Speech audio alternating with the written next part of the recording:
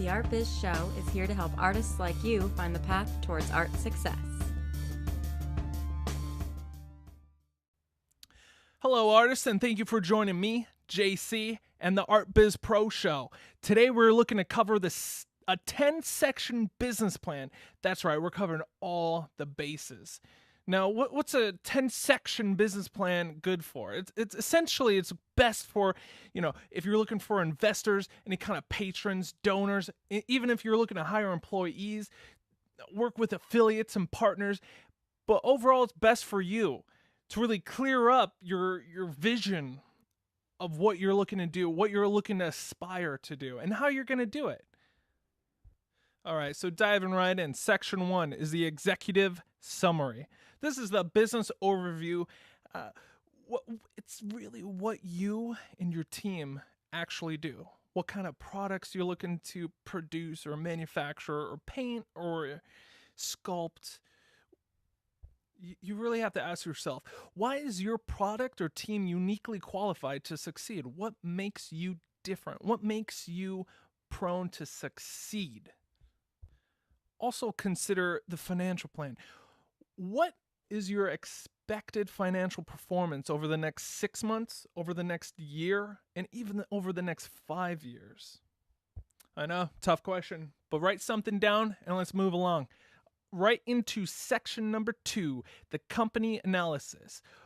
So this is like, when did you first start producing? When was that very first time that your paintbrush touched the canvas? When was the first time your hands touched the sculpting clay? When was that?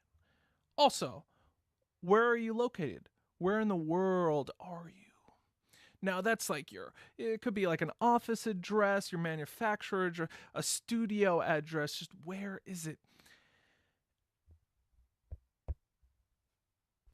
Also, what kind of legal structures do you have in place? Do you have any, like an LLC or like an S Corp or, nonprofit, or are you just, an individual doing your individual thing? And also, what have you achieved to date? How many paintings have you done? How many artworks have you done? Have you been in galleries? Have you sold anything? Just really your history right here. Boom, just history. Section 3, industry analysis. Tell your reader everything you know about your specific industry, your niche, your market. Tell them everything. Tell them, like, with a market overview, what are the top 5 characteristics of your market? How big is it in revenue? How many, and like, is it growing in market or is it just kind of stagnant? What trends is that market currently facing? What is it going through? And also, let's talk about the relevant market size. So what I'm talking about, like, how big is the revenue? The relevant market size. Imagine you owned 100% market share. Imagine that. Imagine you owned the entire home decor sculpture just industry. What are we talking? Millions? Potentially billions? Imagine you owned all of that. How much annual revenue would your company make? So, calculate this to express the opportunity to yourself as well as to the reader, to your investors, to your patrons. Moving on. Number 4, customer analysis. Now, you really have to understand your customer demographic. You have to put them into like a profile. You have to put them into create an avatar of your best buyer.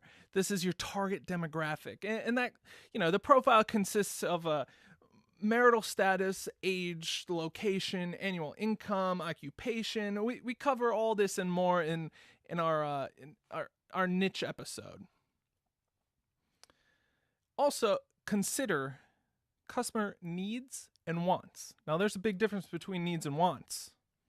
But what do they care most about? Do they care about the speed at which you deliver it? Do they care more about the price, high or low? Or do they care about the comfort and quality of the product?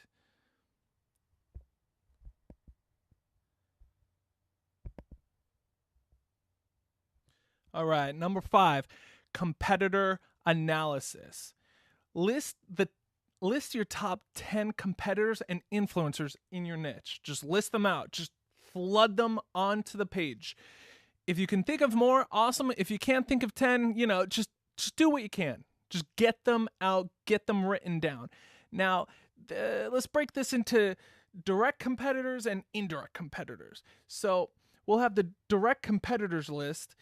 Now that's list what products and services they offer. Now, a direct competitor is exactly someone like you producing pretty much the exact same thing. So if you're a painter painting countryside landscapes with an impressionistic 2D style, and there's someone else out there doing the same thing, that's a direct competitor. Now, double check their prices and also what their obvious marketing strategy is. How are they reaching their audience? How are they reaching their collectors, their consumers? Check that out.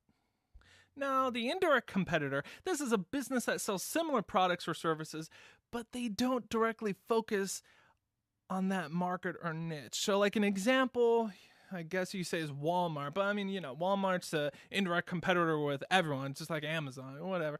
But say conversation, Walmart is an indirect competitor of like, say, a salon hair colorist. And that's because Walmart sells box hair dyes for say $10, whereas the professional hairstylist has a service that charges $200. That's a premium service. Why would you go to a salon over Walmart for their box dye? Clear and obvious reasons. Why would someone... So it's really good to have a list of these indirect competitors because maybe they could outsource something to you. Maybe you could work out an affiliate deal, something.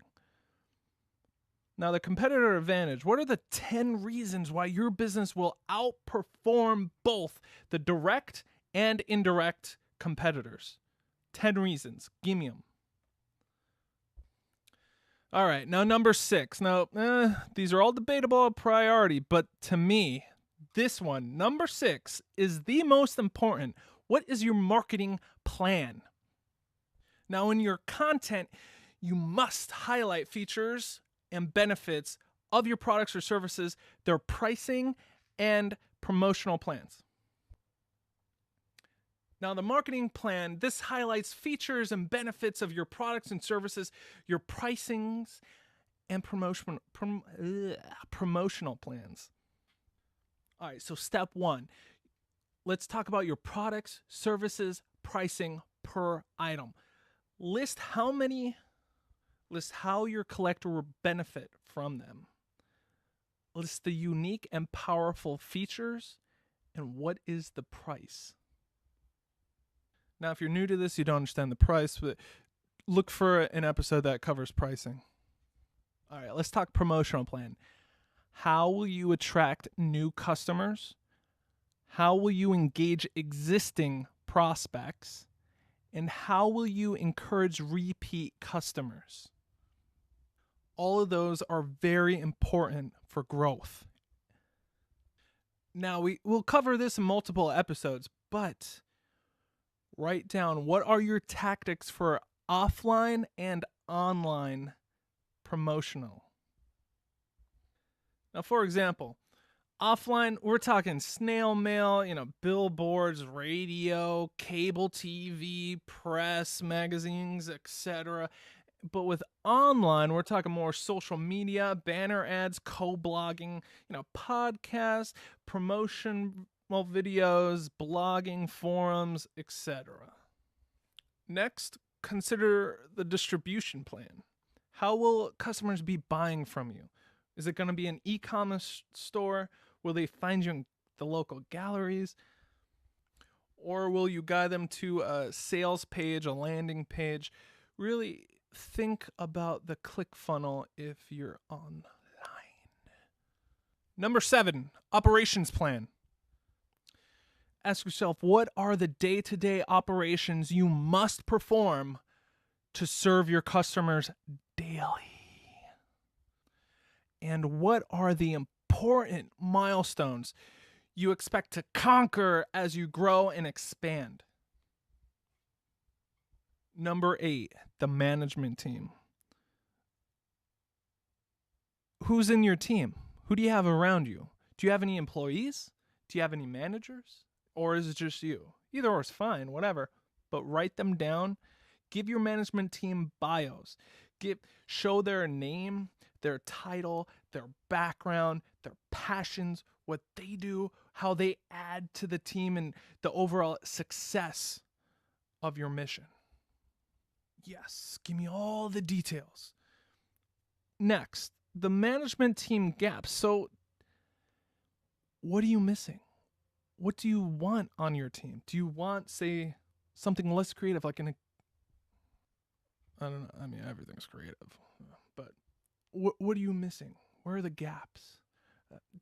Detail what positions you're missing and profile who you would want to fill them.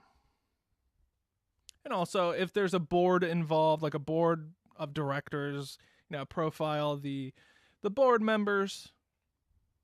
That'd be wonderful. Moving on. Number 8, the financial plan. Now, aside from the promotional plan, the financial plan is probably the second most important plan. That if you have the financial plan really hammered out, you're pretty set. So let's really focus, really dig, find these answers. What are the financial details that'll keep your business running? Let's talk revenue model. How will you generate revenue? An example is, online sales, gallery sales, vending sales, etc. Another is financial highlights. What are revenue goals for you in the next 6 months, the next year, and 5 years? What will your projected expenses be in the next 6 months, 1 year, and 5 years?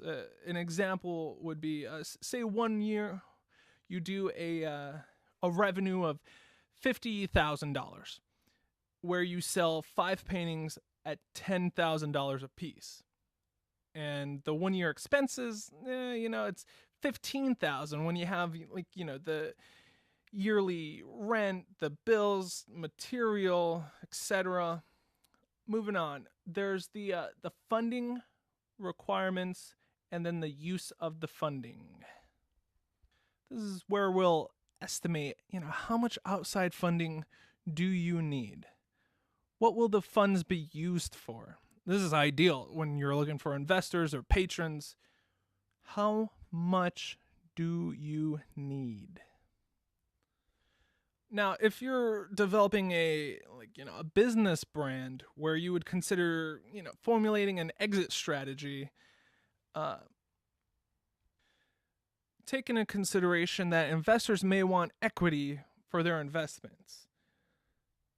So consider how the investors will be able to cash out on their investments. Maybe not this year, but projected years, decades. Now the mathematical formula for understanding the return on investment, aka ROI, for the investors goes like this. It is the return on investment equals operating profits minus taxes divided by invested capital. Now understand that there's all kinds of different assets. Let's talk about fixed assets. Now this is a more considered a long-term use purchases, not likely to really convert into cash fast. So an example is, equipment. If you had to buy a warehouse, a house, any kind of large property, etc. Then there's the intangible assets, typically not physical. It's more like intellectual property. So this is an examples are like patents, trademarks, copyrights, brand reach, industry influence, etc. Oh, now the current assets, that's more cash. How much cash do you have? Or the business. How much cash does the business have? And pretty much any asset that's easily liquefied for cash, generally within a year. Some examples are like cash, precious metals, any kind of inventory, prepaid expenses, accounts receivable, investments, etc. Now, current liabilities are the amount due to be paid to creditors within the year. Examples of this are payroll, sales tax, income taxes, bank fees, accused expenses, etc.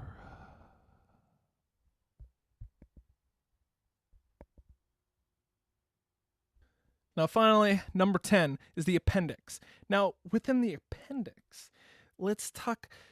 Here you'll have any kind of, store design. If it's like a franchise, it's what will always be revert back to for the store design. Any kind of patents, copyrights, any kind of legal work go here. Contracts, between the customers and employees, yourself.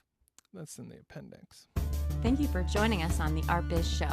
Learn more at artbizshow.com. That is ARTBIZSHOW.com. artbizshow.com. See the show notes for more helpful info. Check out our other episodes and please share this with those who need it most. Subscribe for future episodes. Follow us on Twitter at ArtBizShow, Instagram at ArtBizShow, and Facebook at ArtBizPro. Support will help us to help artist communities. You can support us at www.patreon.com/ArtBizPro. No donation is too small or large.